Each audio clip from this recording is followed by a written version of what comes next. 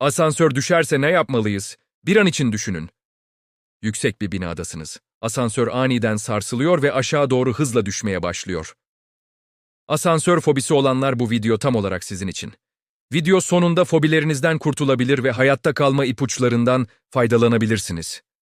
Bu soru sorulduğunda insanların aklına asansörün düşmesine yakın zıplarsam kurtulabilir miyim sorusu gelir. Öncelikle şunu netleştirelim. Modern asansörlerin serbest düşmesi sandığınız kadar kolay gerçekleşen bir durum değildir. Bugün kullanılan sistemlerin temeli 19. yüzyılda geliştirilen güvenlik frenine dayanır. Bu mekanizma, kabin aşırı hızlanırsa raylara kilitlenerek düşüşü otomatik olarak durdurur.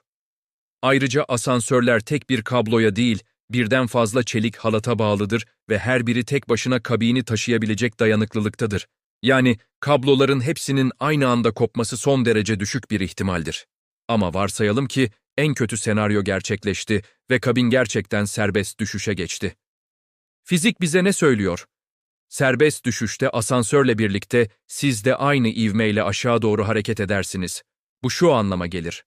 Düşüş sırasında kabinin tabanına normal ağırlığınızla basmazsınız. Hatta kısa bir süreliğine ağırlıksızlık hissedersiniz. Tıpkı uzay istasyonundaki astronotlar gibi siz de kabinle birlikte düşersiniz. Peki insanlar arasında dolaşan o meşhur öneri işe yarar mı? Yani tam yere çarpmadan önce zıplamak hayat kurtarır mı?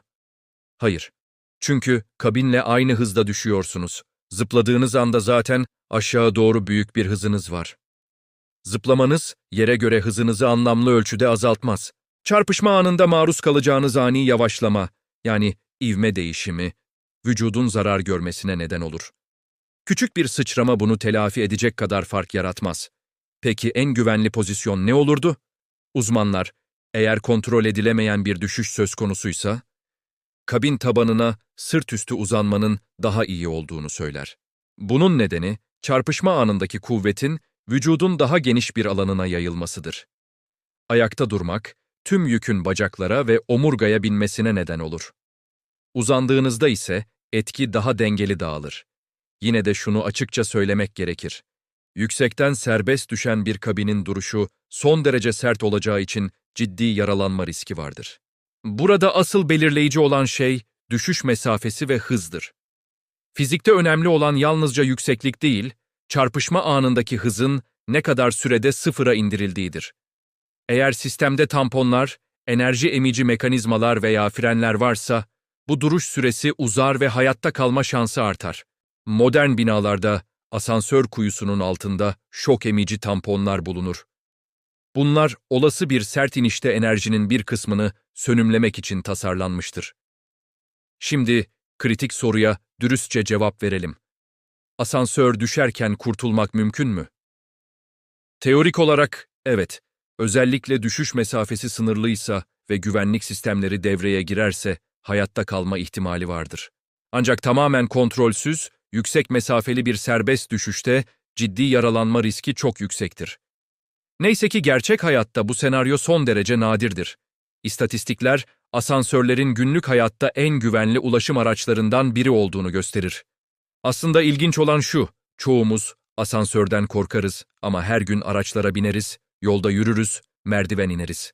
Oysa merdivenden düşme vakaları, asansör kazalarından çok daha yaygındır.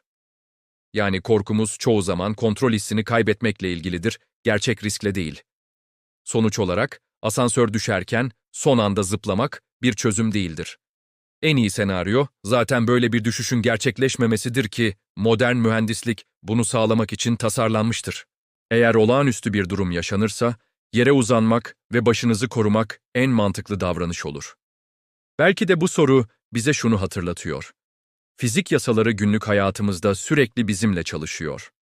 Bazen korkutucu görünen durumların arkasında soğukkanlı mühendislik ve basit fizik prensipleri var. Ve çoğu zaman bilmek korkuyu azaltır. Eğer bir gün asansörde kalırsanız panik yapmayın ama bu kanaldan düşmemek için abone olmayı unutmayın. Bilim her zaman yukarı taşır. Videonun sonuna geldik. Beni izlediğiniz için teşekkür ederim. Sizin asansör anınız var mı varsa yorumlarda buluşalım. Video hoşunuza gittiyse beğenmeyi unutmayın.